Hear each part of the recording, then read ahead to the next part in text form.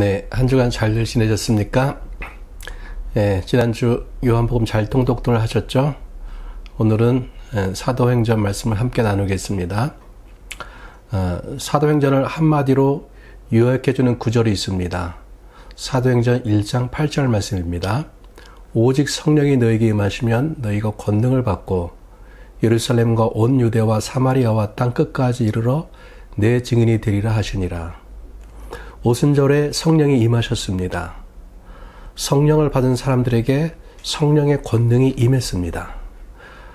권능이란 무엇인가? 권능을 헬라어로 두나미스라고 합니다.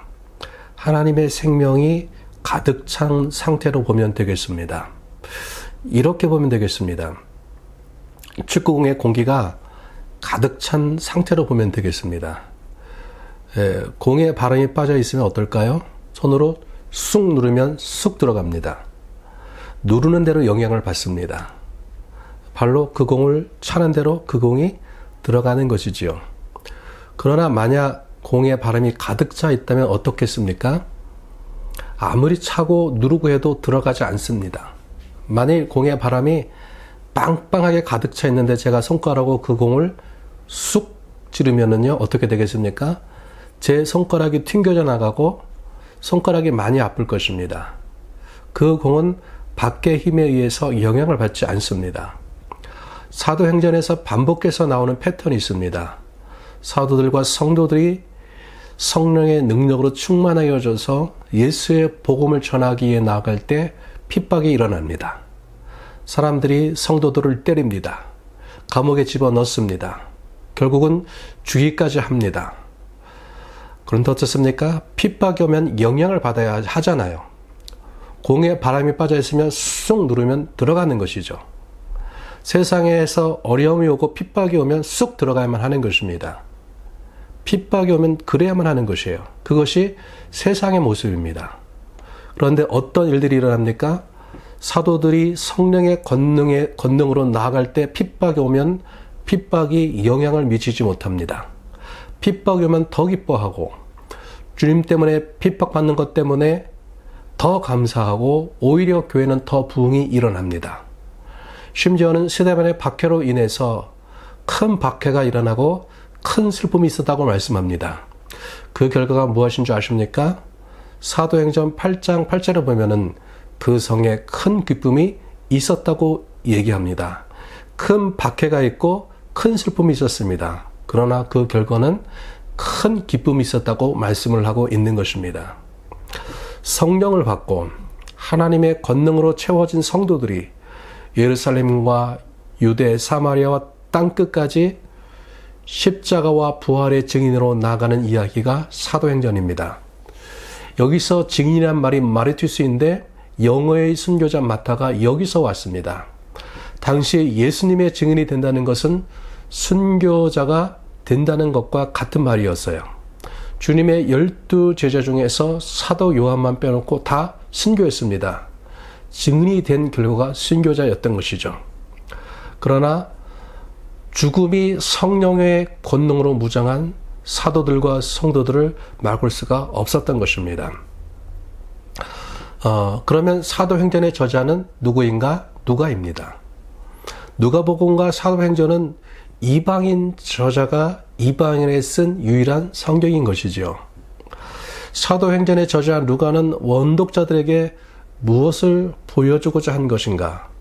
예루살렘에서 시작된 복음이 어떻게 이방인에게까지 이르렀는지를 보여주고 있습니다. 이방인 독자들에게는 이런 궁금함이 있었어요. 이 복음이 어떻게 우리에게 왔는가? 기독교는 처음에는 유대인의 것이었습니다. 초대 교회의 구성원의 100%가 유대인이었어요. 이렇게 유대인에게서 시작된 복음이 어떻게 유대인의 벽을 넘어서 이방인인 우리에게까지 오게 되었는가? 이것을 보여주고 있는 것이죠. 그러면서 이 복음이 땅끝까지 퍼져나갈 때 어떤 일들이 일어났는가? 어떻게 이 복음이 사람들에게 수용되어졌는지, 이 복음을 누가 거부했는지, 복음이 전할 때 전도 여행자들, 복음 전도자들이 어떤 일들을 당했는지, 복음이 전해질 때 하나님의 성령께서 어떤 일들을 행하셨는지를 보여주고 있습니다. 그러면 사도행전의 구조를 보겠습니다. 첫 번째는 지휘적 구조를 보겠습니다. 1장부터 8장 1절까지는 예루살렘에서의 복음 전파입니다. 8장 2절부터 12장까지는 유다 사마리아에서의 복음 전파, 13장부터 28장까지는 땅끝까지의 복음 전파로 보면 되겠고요. 두 번째는 인물별로 사도행전을 그 구조를 볼 수가 있습니다. 1장부터 12장까지는 베드로 중심의 이야기가 전개되고 있고요. 13장부터 28장까지는 바울 중심으로 이야기가 전개되어지고 있습니다. 세 번째로 교회라는 관점에서 사도행전의 구조를 볼 수가 있겠습니다. 그래서 교회의 탄생, 교회의 성장, 교회의 박해, 교회의 성숙, 교회의 확장이란 구조로 또 사도행전을 볼 수가 있겠습니다. 본문으로 들어가겠습니다.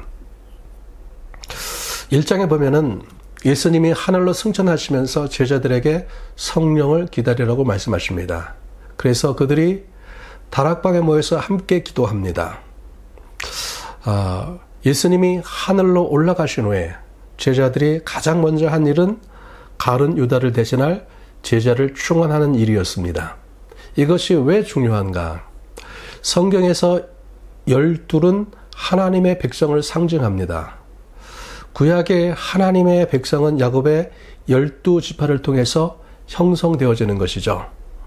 신약의 하나님의 백성은 12제자를 통해서 시작되는 것입니다. 그래서 가룟 유다를 대신할 제자를 충원하는 일은 너무나도 중요한 일이었던 것이죠. 그래서 그들이 가장 먼저 제자를 충원하는 일을 하는 것입니다. 여기서 사도를 뽑는 기준이 나옵니다. 첫 번째는 예수께서 살아계실 때 함께 다녔던 자여야 하고요. 두 번째는 예수님의 부활을 증언해야 할 사람들입니다. 마띠아가 12사도 중에 하나로 선출되어지게 됩니다. 2장을 보겠습니다. 오순절이 이르러 성령이 임하셨습니다. 성령이 오심으로 말미암아 교회가 시작됩니다. 이날에 3,000명이 구원받는 역사가 일어납니다. 오순절, 여러분 오순절에 대해서 우리가 좀 생각해 볼 필요가 있습니다. 오순절 명절은 무엇을 기념하는 명절인가? 오순절은요, 곡식의 추수감사절이자 동시에 모세가 시내산에서 하나님의 법, 옛 율법을 받는 그것을 기념하는 절기입니다. 모세가 율법을 받을 때 어떤 일이 일어났습니까? 모세가 시내산에서 하나님의 법을 받고 내려올 때 이스라엘이 밑에서 금송아지 우상을 만들었습니다. 그때 3,000명이 죽었어요. 그런데 옛 언약이 아닌 옛 율법이 아닌 새 언약을 살게 하시는 성령이 오셨을 때 3,000명이 구원받는 3,000명이 살아나는 역사가 일어났습니다. 3장과 4장에 보면은 박해 가운데서도 교회가 급격히 성장합니다. 이상적인 교회의 모습이 일어납니다. 믿는 사람들이 함께하고 물건을 통용하고 자신의 재산을 팔아 필요를 따라서 나누어주고 하나님을 찬미하는데 믿는 사람이 날마다 더해집니다. 그런데 교회가 급격히 성장하는데 5장, 6장, 7장에 복음의 진전을 막을 수 있는 세 가지 사건이 일어납니다. 5장에서는 아나니아, 삽비라 사건이 일어납니다. 그들이 땅을 팔아서 일부를 감추고 일부를 사도들에게 바칩니다. 이것은 교회를 더럽힐 수 있는 영적 위선의 문제였어요. 자기 자랑, 자기의 이런 영적인 위선이 교회에 뿌리를 내리게 되면은요, 교회는 인간 중심의 교회가 되기 시작합니다. 그러면은 하나님이 일하실 수 없는 교회가 되는 것이죠. 우리가 항상 경계해야만 하는 것입니다. 6장에 보면은요, 구제 문제로 인해서 성도 간의 갈등이 생깁니다. 교회 내부의 분열의 위기가 온 것이지요. 7장에 보면은 스데반의 박해 사건이 일어납니다. 외부에서 오는 박해입니다. 이 일들을 어떻게 해결되어지는가? 아나니아 삽비라 사건의 문제는 하나님이 그들의 생명을 걷어 가십니다. 이 일로 인해서 사람들이 하나님에 대한 두려워하는 마음을 갖게 되지요. 하나님이 일하시는 교회는요, 하나님에 대한 경외감과 두려움이 살아 있어야만 하는 것입니다. 이 6장의 구제 문제는요, 7명의 집사를 세워서 헬라파 과부들을 돌보게 함으로써 지혜롭게 이 문제를 해결합니다. 7장의 스데반의 박해로 인한 그 박해는요, 그 박해로 인해서 성도들이 유다 사마리아로 흩어지게 됩니다. 그런데 결과는 오히려 더 큰 부흥을 가져오는 통로가 되게 되는 것이죠. 8장부터 12장은 유대 사마리아에서의 복음 전파로 보면 되겠는데요. 그런데 예루살렘에서 시작된 복음이 땅끝까지 가기 위해서는 준비해야 할 것이 있고 변해야 할 것이 있었습니다. 그것을 위해서 하나님이 일하고 계시고요. 하나님이 준비하고 계십니다. 그 장에서 그 과정에서 준비된 3가지 사건이 있습니다. 7장부터 12장 사이에는 이 사건들이 중요하게 다뤄지고 있는데요. 첫 번째는 스데반의 죽음입니다. 스데반의 순교를 통해서 예루살렘에 있던 그리스도인들이 열방 가운데 흩어지게 되는 것이죠. 예루살렘에 모였던 성도들이 열방 가운데 흩어짐으로 말미암아 열방 가운데 하나님의 사람들이 가는 것입니다. 두 번째는 바울의 회심 사건입니다. 바울의 회심을 통해 땅끝까지 복음을 들고 갈 이방인의 사도로서 하나님께서 바울을 준비하시는 것이죠. 세 번째는 베드로가 고넬료를 만나는 사건입니다. 이것은 굉장히 중요한 사건이지요. 복음이 땅끝까지 나가야 되고 예수님께서는 땅끝까지 복음을 전파라고 말씀하셨는데 여기에 심각한 하나의 장애가 있었습니다. 유대인들이 이방인을 부정하게 여기는 것이에요. 갈라디아서를 보면 이런 일이 있습니다. 베드로가 안디옥에서 이방 그리스도인들과 함께 식사를 하고 있었습니다. 그때 예고 없이 야고보에서 온 할례자들이 들이닥칩니다.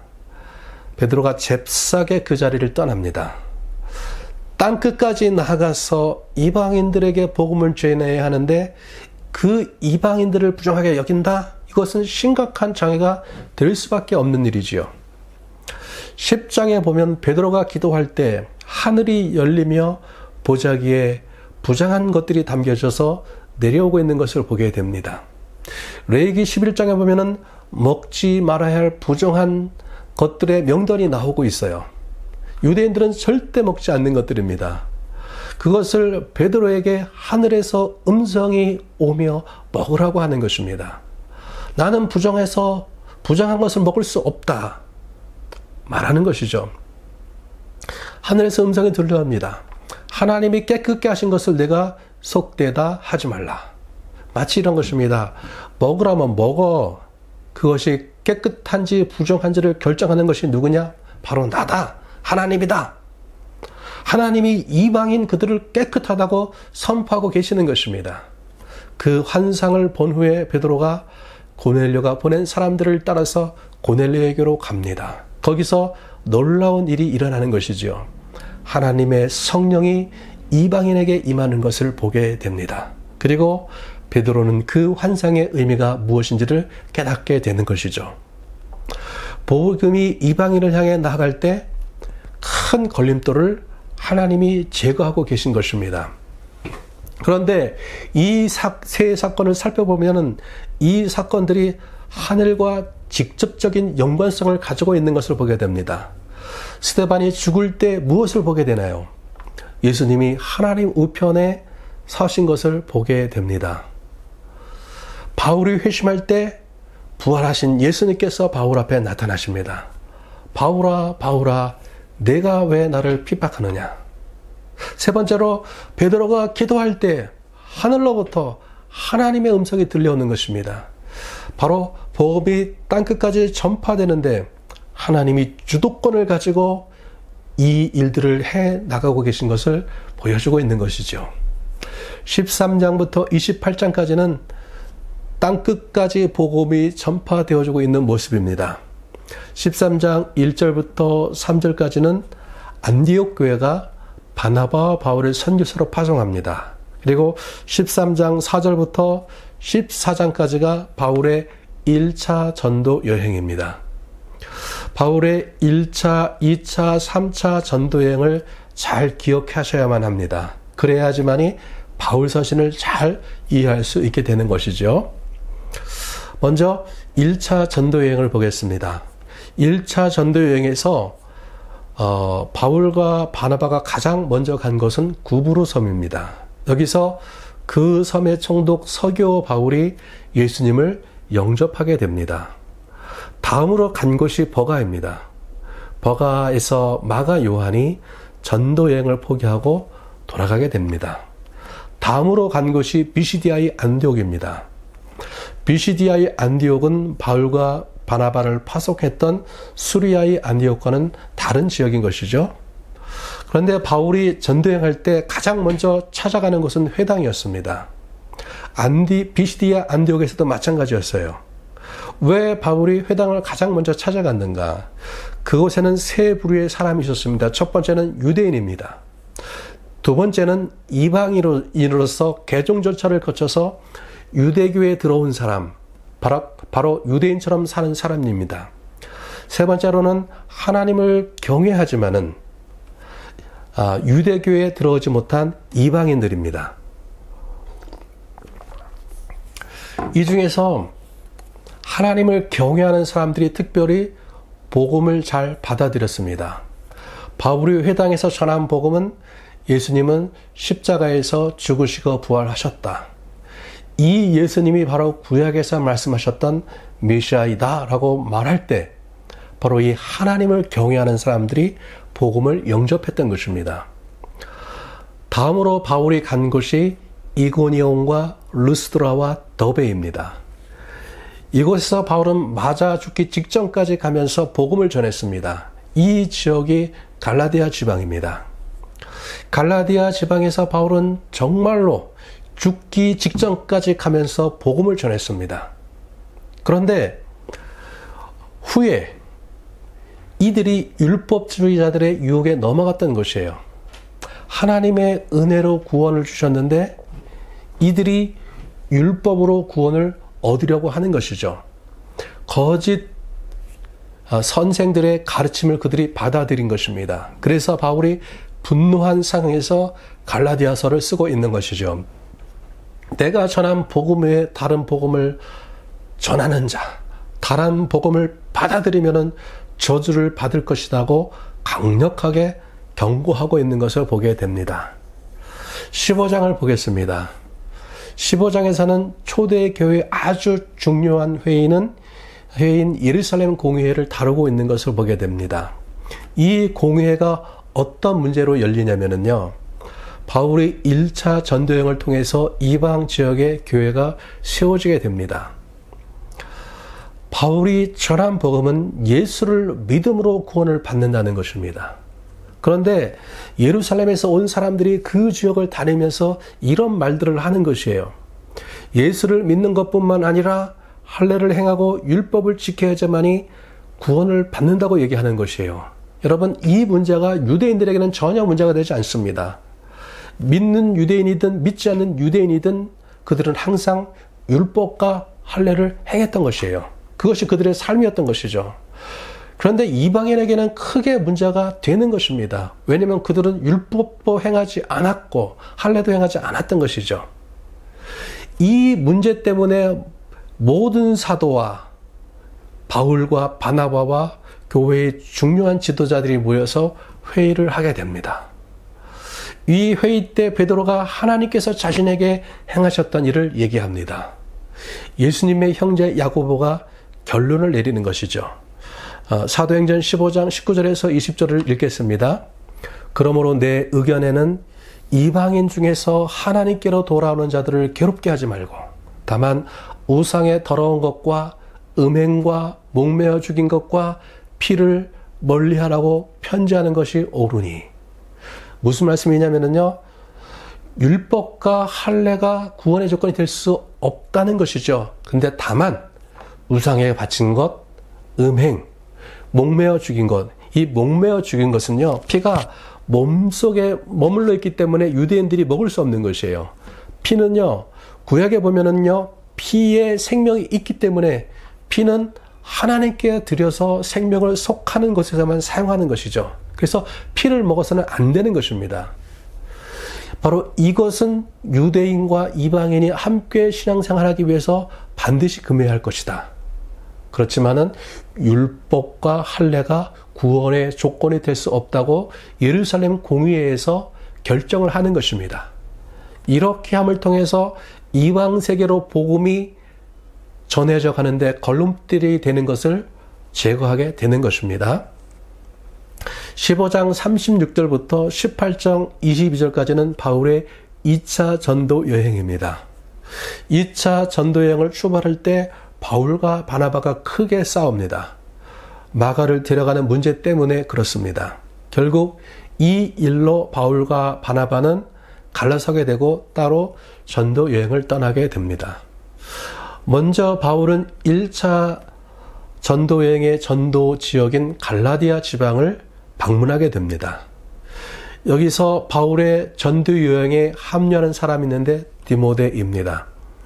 디모데는 루스드라 출신으로 평생 바울의 신실한 영적인 아들이자 동역자가 됩니다. 그리고 아시아와 비두니아로 바울이 가고자 했는데 성령이 막으셔서 드로아로 내려가게 됩니다. 드로아는 트로이 전쟁으로 유명한 트로이를 말하고 있지요. 여기서 밤에 마게도냐 사람이 와서 우리를 도우라는 그 환상을 바울이 보게 됩니다. 그래서 바울이 유럽 땅에 들어가게 되고 처음으로 간 곳이 빌립보입니다. 이곳에서 바울은 안식일을 맞아서 기도하기 위해서 강가로 나가게 되는데요. 여기서 알 수 있는 것이 있어요. 아, 빌립보에는 유대인 회당이 없구나. 여러분, 빌립보는 로마의 식민지였습니다. 이것은 로마 밖에 있는, 로마시 밖에 있는 또 하나의 로마인 거예요. 로마의 최대 군인들이 정착한 도시이고 주민의 85% 정도가 로마 시민권자였다고 합니다. 이곳에서 바울은 두아디라 출신의 자주색 옷을 파는 루디아를 만나게 되지요. 이 루디아의 집에서 빌립보 교회가 시작됩니다. 이곳에서 바울은 귀신 들린 여종을 치유하는데 이 일 때문에 모함을 받아서 옥에 갇히게 됩니다. 옥에 갇혔을 때 바울과 실라가 찬양을 하는데 옥문이 열리고 이 일로 간수가 자살하려고 합니다. 제수가 도망가면은 죽음으로 형벌을 받아야 하기 때문에 그렇습니다. 그런데 이 간수와 식구가 예수님을 믿고 구원을 받습니다. 빌립보를 떠난 바울이 다음으로 간 곳이 데살로니가입니다. 데살로니가는 마게도냐 지방의 수도입니다. 데살로니가에서 바울은 약 3안식일의 시간 동안에 말씀을 가르치는데 짧은 기간 동안에 교회를 세웠습니다. 그런데 박해가 일어나서 급히 그것을 떠나야만 했던 것입니다. 데살로니가 전후서를 보면은 특별히 바울이 강조해서 말하는 것이 있는데 주님의 재림의 문제예요. 왜 데살로니가 서에서만 바울 서신 중에서 유독 재림 문제가 거론되고 있는가? 당시 데살로니가 지방에는요, 카비루에 대한 신앙이 있었습니다. 과거에 억울하게 죽은 카비루가라는 사람이 있었는데 그가 다시 살아나서 그들에게 올 것이라는 신앙이 그들에게 있었던 것이에요. 마치 카비루 신앙과 예수님의 재림이 너무나도 비슷한 것입니다.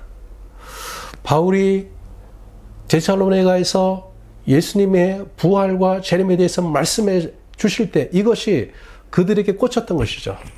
그런데 바울이 너무 짧은 시간 동안 데살로니가에 있었기 때문에 충분히 이것들에 대해서 설명해 줄 수가 없었던 것이에요. 그리고 그 사이에 그들에게 죽는 사람들이 생깁니다. 이 죽는 사람들은 주님이 재림하실 때 어떻게 됩니까? 언제 주님은 오십니까? 이러한 궁금증이 그들에게 있었던 것이에요. 그래서 바울에게 물었던 것이죠. 바울이 데살로니가 전후서를 통해서 말씀해 주는 것이죠. 주님의 재림은 반드시 온다.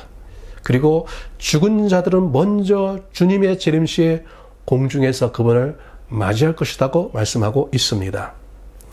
데살로니가를 떠난 바울은 베레아를 거쳐서 아덴에 오게 됩니다. 그리고 다시 고린도로 내려갑니다. 고린도는 로마 제국에서 유명한 항구 도시였어요. 여러분, 항구 도시의 특징 중에 하나가 술과 도박과 매춘 산업이 발전합니다. 고린도는 당시 로마 제국에서 화려함과 방탕함으로 유명했어요. 고린도 사람들처럼 생활한다? 그것은 음란한 삶을 산다는 아주 관용어가 됐습니다. 당시 고린도에는 아프로디테 신전이 있었는데 1000명 이상의 종교 창녀들이 그곳에서 봉사하고 있었습니다. 이곳 고린도에서 바울은 1년 6개월 동안 복음을 전하고 교회를 세웠습니다. 이 고린도 교회는 문제가 굉장히 많은 교회였는데 바울은 이 교회를 세우기 위해서 4번에 걸쳐서 서신을 보내게 되지요. 첫 번째 서신과 세 번째 서신은 전해지지 않고 있습니다. 두 번째 서신이 고린도전서이고 네 번째 서신이 고린도후서입니다. 이곳 고린도에 있는 동안에 바울은 데살로니가 전후서를 써서 데살로니가에 보내게 되지요. 18장 23절부터 21장 16절까지는 바울의 3차 전도 여행을 다루고 있습니다. 3차 전도 여행 시 바울의 주 전도 여행지는 에베소였습니다. 에베소에 2년 3개월 동안 머물면서 복음을 전했어요. 이 에베소에서의 바울의 복음 전파가 그 얼마나 강력했든지 그 영향력이 엄청났습니다. 사도행전 19장 10절에 보면은요, 아시아에 사는 자들은 유대인이나 헬라인이나 다 복음을 들었다고 말씀을 하고 있습니다. 그 정도로 엄청난 역사가 있었던 것입니다. 이러한 상황에서 아데미 신전을 근거로 살아가는 은장색들이 위협을 느끼기 시작했습니다. 그래서 소동을 일으킵니다. 아데미 신전은요, 고대 7대 불가사의라고 불릴 만큼 거대한 건물이었습니다. 아테네의 바로테논 신전보다 4배나 컸습니다. 이 일로 인해서 바울은 결국 에베소를 떠나게 됩니다. 이곳 에베소에 있을 때 바울이 고린도전서를 기록합니다. 에베소를 떠난 바울은 2차 전도 여행 시 자신이 개척했던 마게도냐와 고린도를 비롯한 지역을 방문하고 예루살렘으로 올라가게 되는데요. 2차 전도 여행에 마게도냐에 있을 때 고린도후서를 쓰게 되었고요. 고린도에 들렸을 때 전도 로마서를 쓰게 됩니다. 그리고 예루살렘으로 올라가게 되죠. 예루살렘으로 올라갈 때 성령이 예루살렘에서 어떤 일을 당할지 알려줍니다. 고난과 핍박을 받을 것을 알려주시지만은 이방 그리스도인들과 유대 그리스도인들의 하나됨을 위해서 바울은 예루살렘으로 올라갑니다. 이방 교회에서 거둔 많은 헌금을 가지고 바울은 예루살렘으로 올라가는 것이죠. 21장 17절부터 마지막 28장까지는 바울이 예루살렘에서 잡힌 것과 2년 동안의 가이사랴에서의 수감생활, 그리고 로마의 황제에게 재판을 받기 위해서 로마로 가는 여정이 기록되어져 있습니다. 바울이 로마에서 2년 동안 감금되어서 있게 되는데 그때 쓴 편지들이 에베소서, 빌립보서, 골로새서, 빌레몬서입니다. 그래서 우리는 이 성경들을 옥중서신이라고 불리는 것이죠. 사도행전을 마치며 사도행전을 돌아봅니다. 복음을 땅끝까지 전하라는 주님의 지상명령은 오늘 우리가 이어가야 할 사명인 것입니다. 피시객 한인교회와 우리 사랑하는 성도들이 이 사명을 전하기 위해서 이 땅 가운데서 우리가 이 사명을 잘 감당하기를 주님으로 축복합니다. 감사합니다.